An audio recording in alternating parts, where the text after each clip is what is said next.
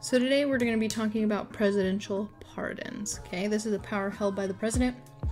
So let's just go right into it. So, presidential pardons. So a presidential pardon forgives anyone who has been accused or found guilty of committing a federal crime. This is stated in Article 2, Section 2 of the United States Constitution.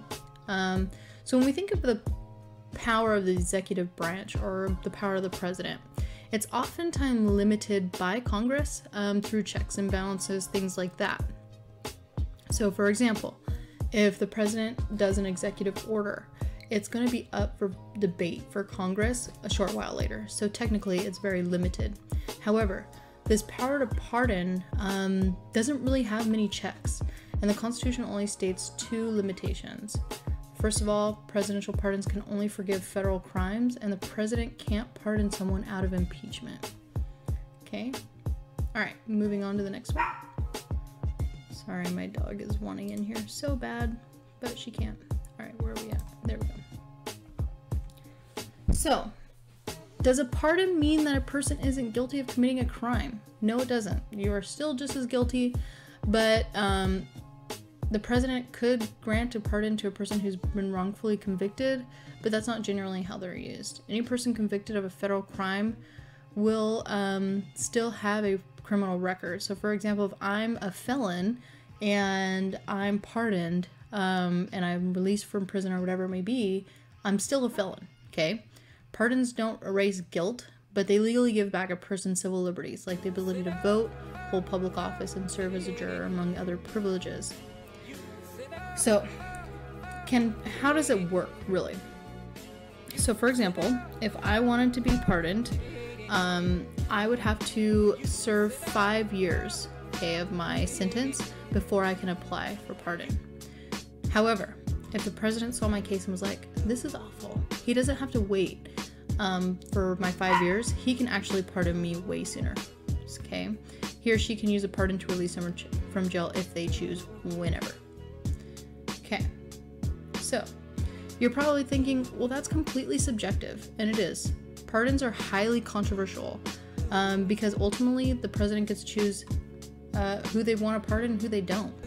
As you can see here, sometimes presidents pardon individuals they have direct or close connections to. Not every pardon is the same, but history can point to similar patterns for their use. Okay, a sentence that seems unfair or too harsh might be cause for pardon. Other times they're granted to promote healing and restore a sense of peace. Okay, so if the public is calling for it and it's like a really, really massive deal, the president sometimes looks at it and can decide yes or no. Alright, so let me just read through these points.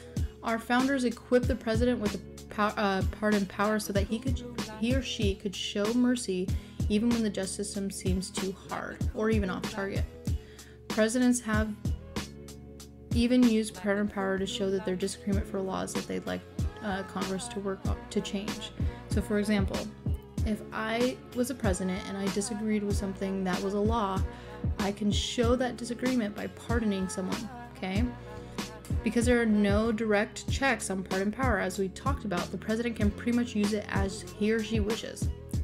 These pardons receive a great deal of scrutiny from the public and the media. So let's move forward. So, grace base. So with what seems like an unlimited kind of power, you might be thinking or wondering, if the president can pardon anyone, can she pardon him or herself? So no president has ever tried, and because the Constitution doesn't explicitly say that the president can't, some people believe that presidential self-pardon would be allowed.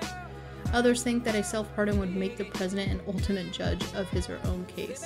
Okay, experts believe that that would be unlawful and put the president above the law, which of course our founding fathers tried to avoid because they were afraid of another kind of king. Until it happens, we likely won't know whether a self-pardon is constitutional or not. And I'm sure this would be all the way up to debate for our judicial branch. Okay, so that's pretty much it for presidential pardon, so hope this helps.